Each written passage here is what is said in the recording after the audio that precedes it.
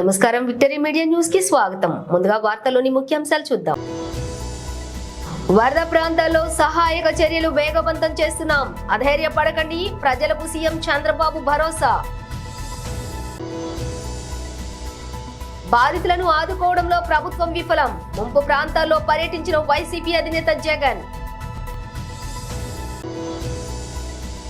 గత ప్రభుత్వ నిర్లక్ష్యమే ప్రస్తుత సమస్యలకు కారణం. ఉప ముఖ్యమంత్రి పవన్ కళ్యాణ్.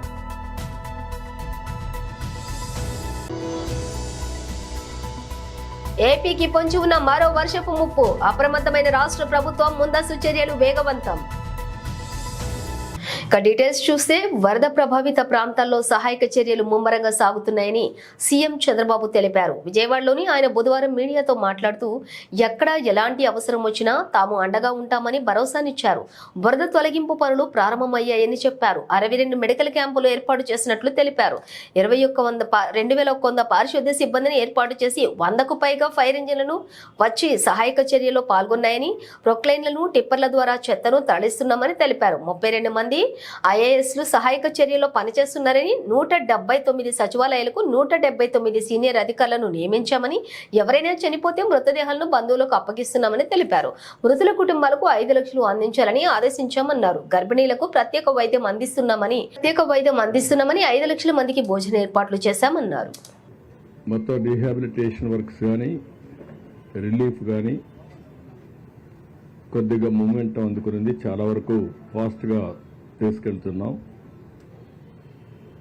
ఈరోజు కూడా టైమ్లీ డెలివరీ ఫుడ్ కోసం అన్ని ప్రయత్నాలు చేశాం. కానీ కొద్దిగా చిన్న ఇబ్బంది వచ్చి 1 గంట లేట్ అయింది. కానీ 11:30కి అయితే 91% రీచ్ అయ్యే పరిస్థితి వచ్చింది. ఎప్పటికప్పుడు రోజుకు 2-3 సార్లు అవసరమైతే 1 or 2 times పెంచుకొని ఐవీఆర్ఎస్ తెప్పించుకుంటున్నాం. ప్రజల అభిప్రాయాలు కూడా తీసుకుని ఏ విధంగా ప్లానింగ్ చేయాలి, ఏ విధంగా ఎక్కడెక్కడ మిస్ అయింది, అవసరమైతే సచివాలయం వారిగా ఫోన్ నెంబర్లు కూడా పంపించి ఎక్కడైతే ఫుడ్ అందలేదో అవి కూడా చేపించే కార్యక్రమాలకు శ్రీకారం చుట్టాం. ఇంకొక పక్కన క్వాలిటీ ఆఫ్ ఫుడ్ కూడా టెస్ట్ చేస్తున్నాం. నిన్న కొన్ని ప్రాంతాల్లో వచ్చిన ఫుడ్ సరిగా లేదంటే దాన్ని కూడా డిస్కంటిన్యూ చేశాం. ఏది కూడా ఒక పద్ధతి ప్రకారం చేయడానికి అనేక చర్యలు తీసుకుంటున్నాం. ఇంకొక పక్కన ఎక్కడన్నా ప్యానిక్ రియాక్షన్ కానీ అనుమానాలు ఉంటే అవన్నీ కూడా నివృత్తి చేస్తున్నాం. నేను అది కూడా మాట్లాడతాను. ఈరోజు పైన పడిన వర్షంతో ఇంకా బుడమేరు బ్రీచెస్ని క్లోజ్ చేయలేకపోయారు. మార్నింగ్ లోకేష్ గారు, రామానాయుడు అక్కడే ఉన్నారు. వెళ్ళి దాన్ని క్లోజ్ చేయడానికి అన్ని విధాల ప్రయత్నం చేస్తున్నారు. రోడ్డు అయితే ఫామ్ చేశారు. ఒక బ్రీచ్ కూడా క్లోజ్ చేశారు. ఇంకా 2 బ్రీచెస్ ఉన్నాయి. They are working on that. దాని కింద కూడా ఏమి ఉన్నాయి అవన్నీ వర్క్ చేయడానికి ముందుకు పోతున్నారు. ఆ డీటెయిల్స్ కూడా విల్ గివ్ యూ. ఇంకొక పక్కన ఎలక్ట్రిసిటీ అయితే ఏ సబ్ స్టేషన్లో ఏ ట్రాన్స్ఫార్మర్ దగ్గర వాటర్ లేకపోతే అవి ఛార్జ్ చేసుకుంటూ ముందుకు వెళ్తున్నారు. సాయంత్రానికి చాలా వరకు కొన్ని వస్తాయి. నీళ్లుంటే మాత్రం ఈ షార్ట్ సర్క్యూట్ కానీ లేకపోతే ఏదైనా ప్రమాదం ఉంటుందనే ఉద్దేశంతో జాగ్రత్తగా వెళ్తున్నారు. ఇంకొక పక్కన మున్సిపాలిటీ వాటర్ సప్లై కూడా ఒక పక్క ట్యాంకర్స్ 182. విజయవాడ వరద ప్రభావిత ప్రాంతాల్లో వైసీపీ అధినేత మాజీ సీఎం జగన్మోహన్ రెడ్డి పర్యటిస్తున్నారు. బుధవారం మధ్యాహ్నం ఓల్డ్ ఆర్ఆర్పేటకు వెళ్లి బాధితుల సమస్యలు అడిగి తెలుసుకున్నారు. వరద ప్రభావిత ప్రాంతాల్లో బాధితులను ఆదుకోవడంలో చంద్రబాబు ప్రభుత్వం దారుణంగా విఫలమైందని, ఈ క్రమంలో వరద బాధితులు సహాయార్థం వైసీపీ తరపున వైఎస్ జగన్ ₹1 కోటి సాయం ప్రకటించారు. కూటమి ప్రభుత్వం ఘోర తప్పిదం వల్లే ఈ విపత్తు చోటు చేసుకుందని ఆయన నింద గత ప్రభుత్వంపై మోపే ప్రయత్నం చేస్తున్నారని ఆయన పార్టీ నేతలతో అన్నారు.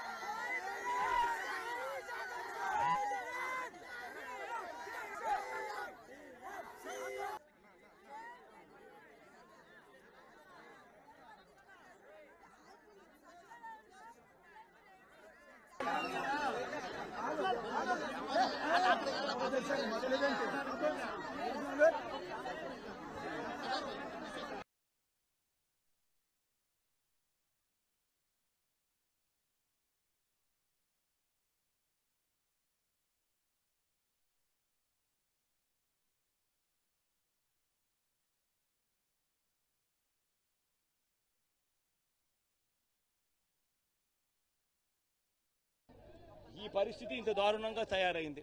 పోనీ ఇంత దారుణంగా తయారైన పరిస్థితుల్లో ఈ పెద్ద మనిషి చంద్రబాబు నాయుడు గారు ఏమైనా కాస్తో కూస్తో కనికరం చూపించాడా ప్రజల మీద, కాస్తో కూస్తో ఎంపతి చూపించాడా ప్రజల మీద, కాస్తో కూస్తో వీళ్ళని ఆదుకునే దానికోసం ఏదైనా అడుగులు వేశాడా, చర్యలు చేశాడా అని అంటే ఎక్కడా లేదు.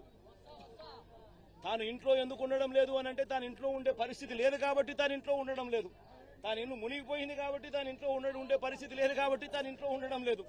ఆ ఇంట్లో తాను ఉండకపోవడం కూడా ఏదో పెద్ద ఘనకార్యం అన్నట్టుగా ఇంట్లో నీళ్లున్నాయి కాబట్టి ఉండలేకుండా ఉండే పరిస్థితి ఉంది కదా అని చెప్పుకోలేక, అది చెబితే తనకు పబ్లిసిటీ రాదనే ఉద్దేశంతో కలెక్టర్ కార్యాలయం అంటాడు, కలెక్టర్ కార్యాలయంలో నేను ఉంటున్నానంటాడు, ప్రజల కోసమే అదే. గత ప్రభుత్వ నిర్లక్ష్యమే ప్రస్తుత సమస్యలకు కారణమని ఉప ముఖ్యమంత్రి పవన్ కళ్యాణ్ మండిపడ్డారు. బొడమేరు కాలువల నిర్వహణను పూర్తి విస్మరించడం వల్లే విజయవాడను వరద ముంచెత్తిందన్నారు. ఇక ఆయన అమరావతి నుంచి మీడియాతో మాట్లాడుతూ పవన్ కళ్యాణ్ మాత్రం ఎక్కడా కనిపించడం లేదు, పలువురు వైసీపీ నేతలు విమర్శిస్తున్నారన్నారు. నేను పర్యటిస్తే ఆయా ప్రాంతాల్లో వరద బాధితులకు సహాయం అందించే విషయంలో జాప్యం అవుతుందని, అధికారులు చెప్పిన మాటలను గౌరవించి నేనే వెళ్లలేదని, ఈ విషయాన్ని వైసీపీలో విమర్శించే నాయకులు గుర్తుంచుకోవాలని కోరారు.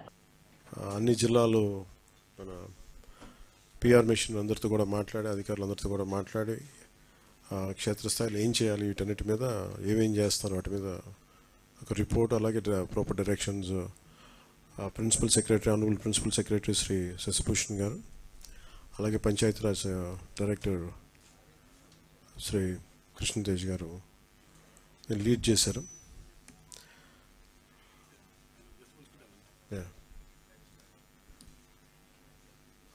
ఇందాక మాట్లాడుతూ ఉంటే ఒక బ్యూటిఫుల్ ఫోటోగ్రాఫ్ వచ్చింది.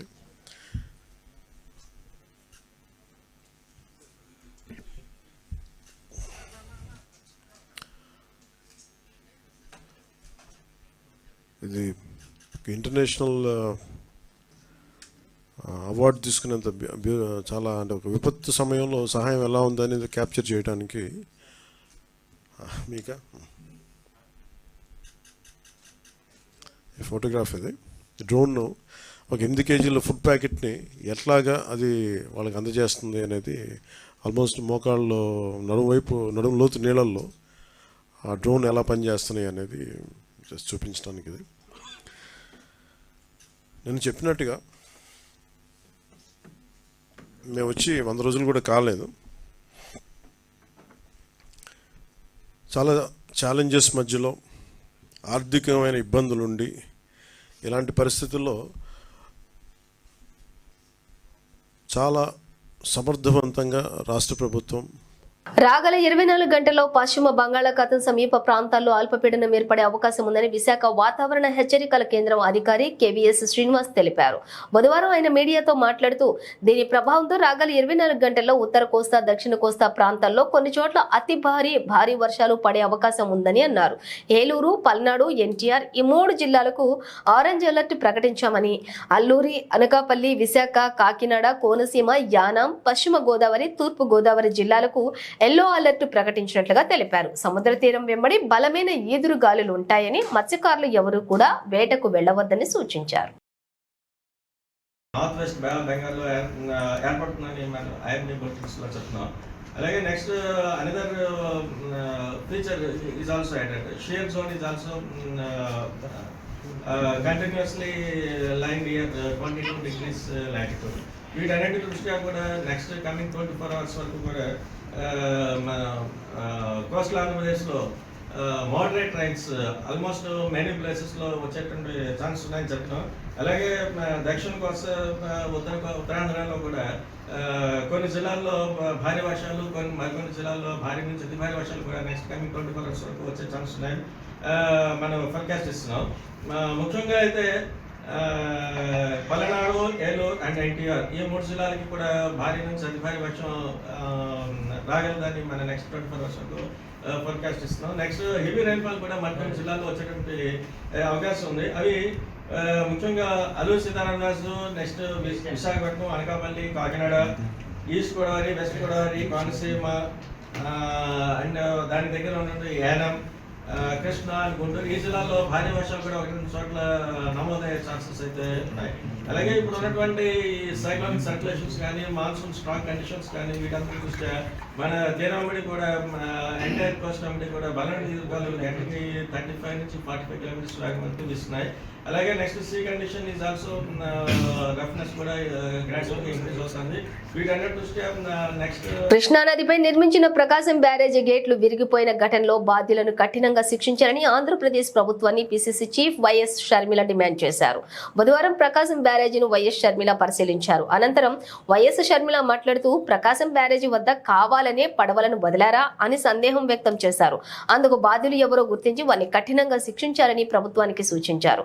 గతంలో ఈ తరహా ఘటనలు చోటు చేసుకున్నాయని చెబుతున్నారన్నారు. ఈ నేపథ్యంలోనే దీనిపై విచారణ జరిపి ఈ తరహా ఘటనలు భవిష్యత్తులో పునరావృతం కాకుండా చర్యలు తీసుకోవాలన్నారు. కృష్ణానదికి భారీగా వరద పోటెత్తడంతో ప్రకాశం బ్యారేజీ స్తంభాలు సైతం దెబ్బతిన్నాయని చెప్పారు. ప్రకాశం బ్యారేజీకి ఎంతో ఘన చరిత్ర ఉందని ఈ సందర్భంగా వైఎస్ షర్మిల గుర్తు చేశారు.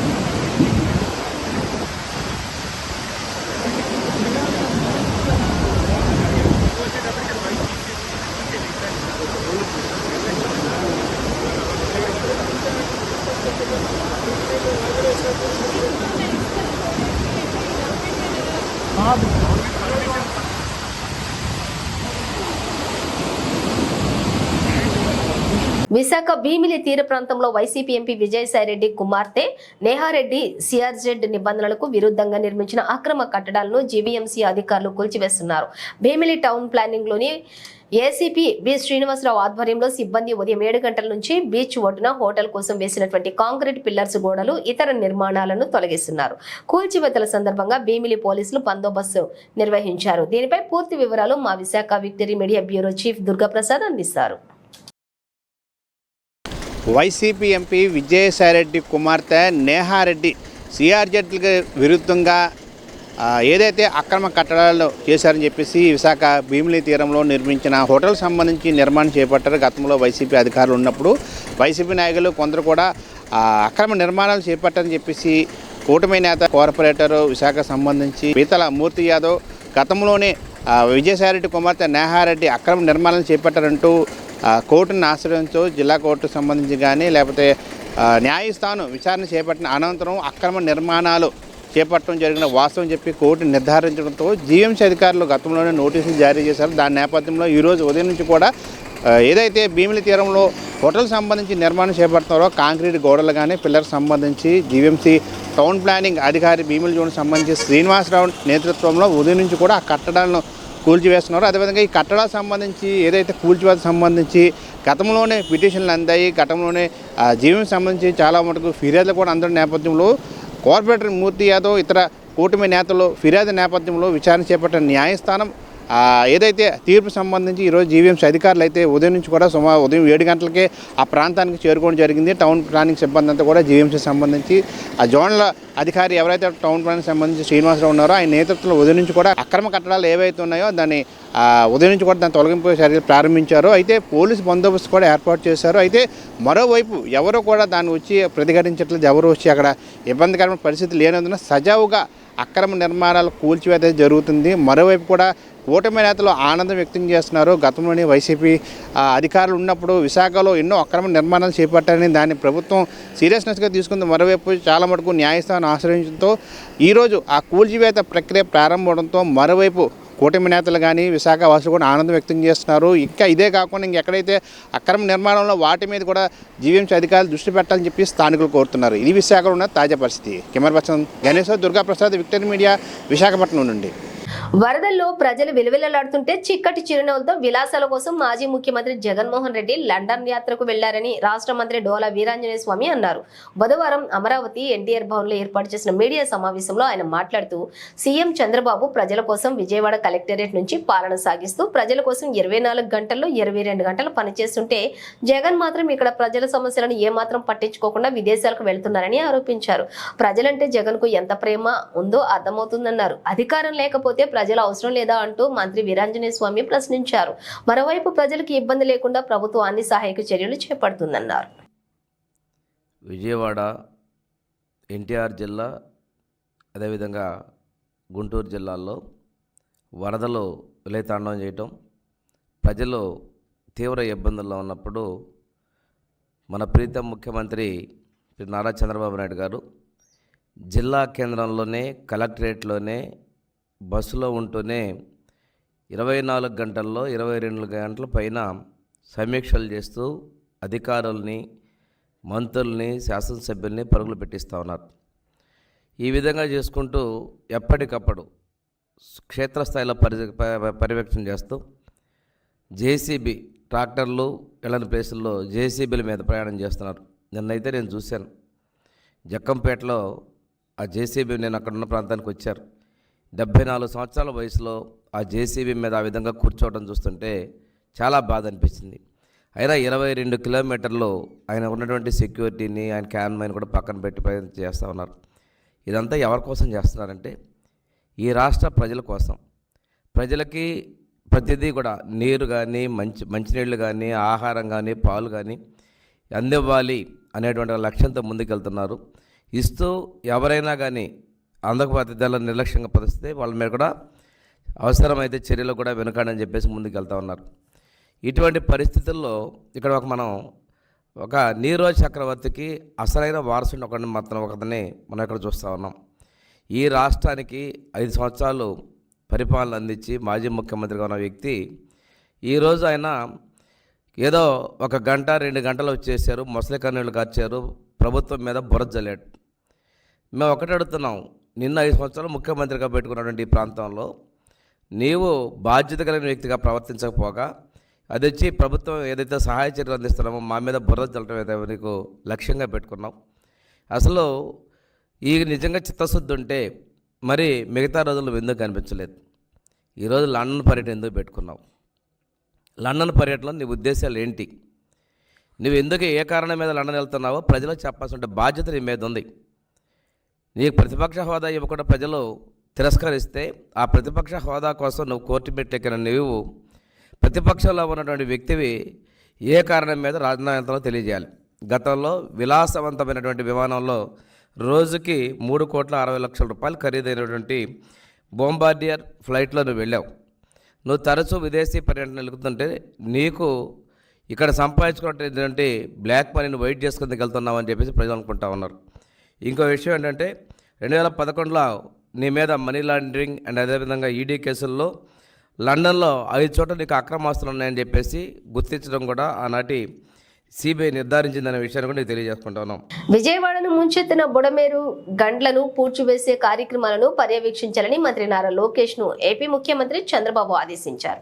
సీఎం ఆదేశాల మేరకు నారా లోకేష్ రంగంలోకి దిగారు. బుడమేరు కుడివైపు, ఎడమవైపు పడిన గండ్ల గురించి అధికారులను అడిగి వివరాలను లోకేష్ తెలుసుకున్నారు. గండ్లు పూడ్చేందుకు తీసుకోవాల్సినటువంటి చర్యలపై అధికారులతో సమీక్ష నిర్వహించారు. లోకేష్ పర్యవేక్షణలోని విజయవాడలోని సహాయక చర్యలు కొనసాగుతున్నాయి. సీఎం ఆదేశాల మేరకు లోకేష్ బుడమేర వద్దకు వెళ్లి పరిస్థితిని పరిశీలించారు. విజయవాడలో వరద ప్రభావానికి గురైనటువంటి 36 వార్డుల్లో మంత్రులు, ఎమ్మెల్యేలు స్వయంగా సహాయక కార్యక్రమాల్లో పాల్గొంటున్నారు.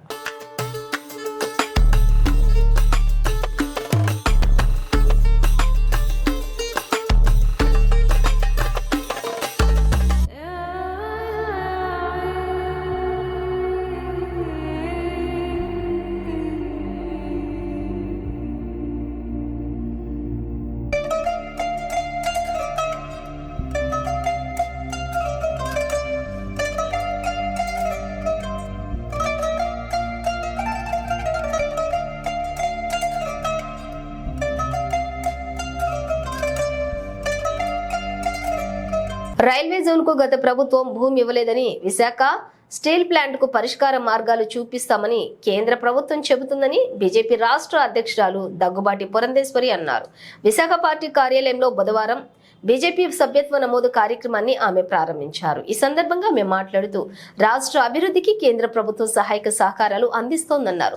ప్రతి 6 ఏళ్లకు ఒకసారి బీజేపీ ప్రభుత్వం సభ్యత్వ నమోదు కార్యక్రమం చేపడుతుందని, ప్రస్తుతం 18 కోట్ల సభ్యత్వాలు బీజేపీకి ఉన్నాయని తెలిపారు. ఏపీలో ప్రస్తుతం బీజేపీకి 38 లక్షల సభ్యత్వాలు ఉన్నాయని తెలిపారు. ప్రతి కార్యకర్త నాయకుడు ఖచ్చితంగా సభ్యత్వ నమోదు తీసుకోవాలన్నారు. భారతీయ జనతా పార్టీ సాధారణంగా భారతీయ జనతా పార్టీ రాజ్యాంగంలో కావచ్చు, అదేవిధంగా ఆన్వాయితీగా కూడా కావచ్చు, 6 నెలలకు ఒక్కసారి కొత్త సభ్యత్వం చేయడం అనేది 6 సంవత్సరాలకు ఒకసారి ఇది పరిపాటిగా కొనసాగేటువంటి కార్యక్రమం. మధ్యలో 3 ఇస్తున్నటువంటి విషయం. 2014వ సంవత్సరంలో మొట్టమొదటిసారిగా అప్పట్లో జాతీయ అధ్యక్షులుగా అమిత్ షా గారు ఉన్నటువంటి సందర్భంలో వారు కొత్తగా ఆన్లైన్ మెంబర్షిప్ ని వారు అప్పుడు ప్రవేశపెట్టడం జరిగింది. అది మాత్రమే కాకుండా 6 నెలల కాలం కార్యకర్తలందరూ కింద క్షేత్రస్థాయిలో గట్టిగా పనిచేసినటువంటి సందర్భంలో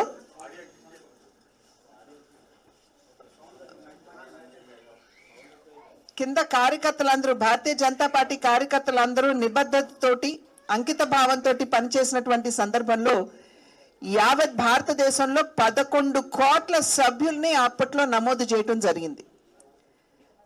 అప్పటి వరకు కూడా కమ్యూనిస్ట్ పార్టీ ఆఫ్ చైనా ప్రపంచంలో 9 కోట్ల సభ్యత్వంతో అతిపెద్ద పార్టీగా ఉన్నప్పుడు దాన్ని అధిగమించి భారతీయ జనతా పార్టీ ప్రపంచంలోనే అతిపెద్ద పార్టీగా ఆవిర్భవించడం రూపుదిద్దుకోవడం జరిగింది. ఆ తర్వాత తిరిగి 2019వ సంవత్సరంలో తిరిగి ఏదైతే మధ్యంతరంగా చేసేటువంటి సభ్యత్వ కార్యక్రమం ఉంటుందో దాన్ని కార్యకర్తలు చేపట్టారు. అప్పట్లో కూడా 3 నెలల పాటు పనిచేసినటువంటి సందర్భంలో అదనంగా ఒక 7 కోట్ల మంది కొత్త సభ్యుల్ని పార్టీకి యాడ్ చేయటం జరిగింది. అంటే అంతకు ముందు జరిగినటువంటి 11 కోట్లు, తర్వాత జరిగినటువంటి 7 కోట్లు, 18 కోట్ల సభ్యత్వం ఇవాళ యావత్ భారతదేశంలో భారతీయ జనతా పార్టీకి కలదు. అదేవిధంగా 2014లో ఆంధ్ర రాష్ట్రంలో కార్యకర్తలందరూ మార్కెట్ ప్లేస్లు కావచ్చు, రైల్వే స్టేషన్స్ కావచ్చు, ఎక్కడైనా సరే 10 మంది కనపడ్డారు అంటే అక్కడికి వెళ్ళి పార్టీ గురించి వాళ్ళకి తెలియజేస్తూ వాళ్ళ అవగాహన పెంచుతూ ఎందుకు భారతీయ జనతా పార్టీ దేశానికి అవసరమో తెలియజేసినటువంటి సందర్భంలో ఆంధ్ర రాష్ట్రంలో కూడా దగ్గర 28 లక్షల మందిని అప్పట్లో 2014లో సభ్యులుగా చేర్చడం జరిగింది. తిరిగి 2019లో కార్యకర్తలు ముందుకు వెళ్ళినటువంటి నేపథ్యంలో ఒక 7 నుండి 8 లక్షల మంది విశాఖ నగరంలో ఆర్గానిక్ ఫుడ్ లవర్స్ రోజు రోజుకి పెరుగుతున్నారు. ఈ క్రమంలో నగర ప్రజలకు, పర్యాటకులకు అవసరమైన ఆర్గానిక్ ఫుడ్స్ ని అందించేలా వసంతపూలి పేరిట ప్రత్యేక హోటల్ని ఏర్పాటు చేశారు. ఈ హోటల్లో అందుతున్నటువంటి ఆర్గానిక్ ఫుడ్ ను దేశ మాజీ ఉపరాష్ట్రపతి ఎం వెంకయ్య నాయుడు సైతం సందర్శించి ఇక్కడ వంటకాలను రుచి చూసి కితాబిచ్చారు. అయితే ఇదే హోటల్ తాజాగా ఆర్కే బీచ్ లోని అంబికా సీ గ్రీన్ హోటల్ వద్ద నూతన బ్రాంచ్ ను ఏర్పాటు చేశారు. అయితే ఈ హోటల్ విశిష్టత, ఇక్కడ దొరికే పదార్థాలు తదితర వాటిపై మా victory media Visakha bureau chief Durga Prasad hotel అధినేత సుధీర్ తో ఫేస్ టు ఫేస్. వాసనపోలి అనే పేరు పైన విశాఖలో ఒక విద్యార్థి యువకుడు ఒక రెస్టారెంట్ నడుపుతున్నాడు. అసలు ఆ వాసనపోలి అంటే ఏమిటి, అసలు ఆ టైటిల్ పెట్టాల్సిన అవసరం ఏమొచ్చింది, అసలు ఆ వాసనపోలి యొక్క ప్రత్యేకత ఏంటి అని తెలుసుకొని మన విక్టరీ మీడియా ప్రేక్షకులకు తెలియపరిచిన ఒక మంచి ఉద్దేశంతో మేము ముందుకు వచ్చాం. అసలు వాసనపోలి ప్రత్యేకత ఏంటో ఇప్పుడు చూద్దాం. వాసనపోలి అంటేనే ఇడ్లీ అని అర్థం. మనకి తెలుగు వాడే, అది తెలుగు పదమే. అదివరకు మనకి ఈ తెలుగు వాళ్ళకి ఇడ్లీ పాత్రలు ఏమి ఉండేది కాదు. ఒక పాత్రకి నీళ్లు పోసి లోపల పైన గుడ్డ కట్టేవాళ్ళు. ఆ గుడ్డ కట్టేదాన్ని వాసన కట్టడం అంటారు. దానిపైన పెట్టే పోలీలే కుడుములే వాటిని పోలి అని కూడా అంటారు. మన వాళ్ళు ఒకటి బాగా ఎక్కువ రైస్ కలపకుండా మినప్పిండి ఎక్కువ వేసేసి ఇలా పెట్టేవాళ్ళు చేత్తో. అలా పెట్టి పైన ఒక బేషన్ లాంటిది దాన్ని మూత వేసేవాళ్ళు. ఇంకా అది అలానే చేసుకునే. మనకి ఇడ్లీ పాత్రలు లేవు. అప్పుడు ఉండేదే ఆవిరి కుడుము, వాసన పోలి అని. ఇది వాసనపోలి అంటే ఒక ఆవిరి కుడం. ఓకే, అంటే ఈ ఆవిరి కూడాన్ని రెస్టారెంట్ పెట్టాలి మీకు ఎందుకు అనిపించింది? నేను మిల్లెట్స్ గురించి ట్రైబల్స్ దగ్గర 1.5 year నేను ఉండి వాళ్ళ యొక్క జీవన విధానము, వాళ్ళ యొక్క వ్యవసాయ విధానం ఇదన్నీ స్టడీ చేసేటప్పుడు వాళ్ళు నాకు పరిచయం చేశారండి. ఇది మిల్లెట్స్ అండి, కొర్రలు, సామలు, ఊదలు ఇవన్నీ పరిచయం చేస్తుంది వాళ్ళే దంపి నాకు అన్ని పెట్టేవాళ్ళు. వాటిల్ని మరి ఇంత బలంగా ఉన్నప్పుడు నాకు బాగా అనిపించింది. మా అమ్మగారికి చెప్పినా కానీ మా అమ్మగారు కూడా వండలేకపోయినప్పుడు వీటితో ఇంకేమైనా కొత్తగా చేద్దాము, చేసి డైరెక్ట్గా ఫార్మర్స్ దగ్గర నుంచి మనం రా మెటీరియల్ తీసుకోవచ్చు. దాని ద్వారా నేను వాళ్ళకి బాగా సపోర్ట్ చేసిన అవుతాను. ప్లస్ నేనేమన్నా సొసైటీకి మంచి ఫుడ్. తెలుగు రాష్ట్రాలకు మరో వర్షం ముంపు పొంచి ఉంది. పశ్చిమ మధ్య బంగాళాఖాతంలో ఏర్పడినటువంటి అల్పపీడనం క్రమంగా బలపడి ఉత్తరాంధ్ర వైపు పయనించే అవకాశం ఉందని వాతావరణ నిపుణులు అంచనా వేస్తున్నారు. ఈ క్రమంలోనే ఏపీలో భారీ నుంచి అతి భారీ వర్షాలు కురిసే అవకాశం ఉందని, గోదావరి జిల్లాలతో పాటుగా విజయవాడలోని భారీ వర్షాలు, తూర్పు ఉత్తర తెలంగాణలోనూ కూడా భారీ నుంచి అతి భారీ వర్షాలు కురుస్తాయన్న నేపథ్యంలో ఏపీ ప్రభుత్వం అప్రమత్తమైంది. ఈ క్రమంలోనే మరిన్ని వివరాలు మా victory media Visakha bureau chief Durgaprasad అందిస్తారు.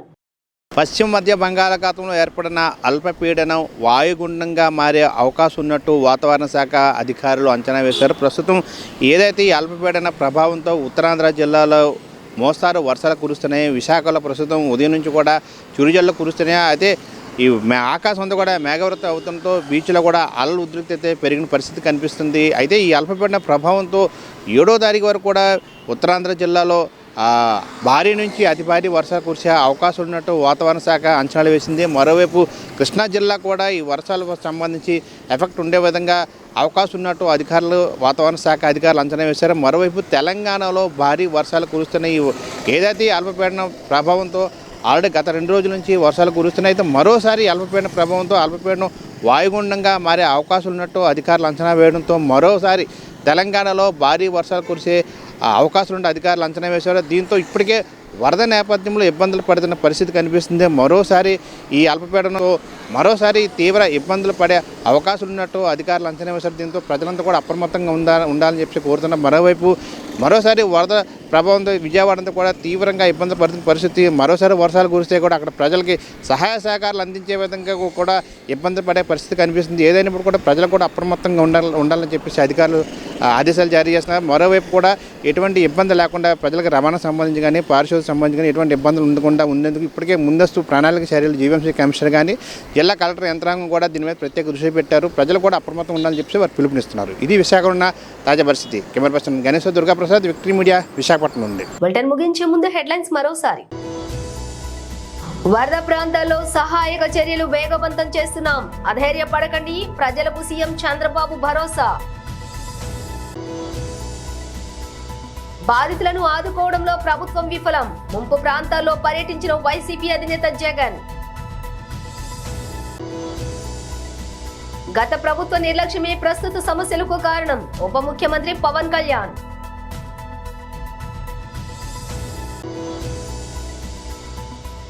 ఏపీకి పొంచి ఉన్న మరో వర్షపు ముప్పు, అప్రమత్తమైన రాష్ట్ర ప్రభుత్వం, ముందస్తు చర్యలు వేగవంతం. ఇవి బులెటిన్ డీటెయిల్స్. చూస్తూనే ఉండండి విక్టరీ మీడియా న్యూస్.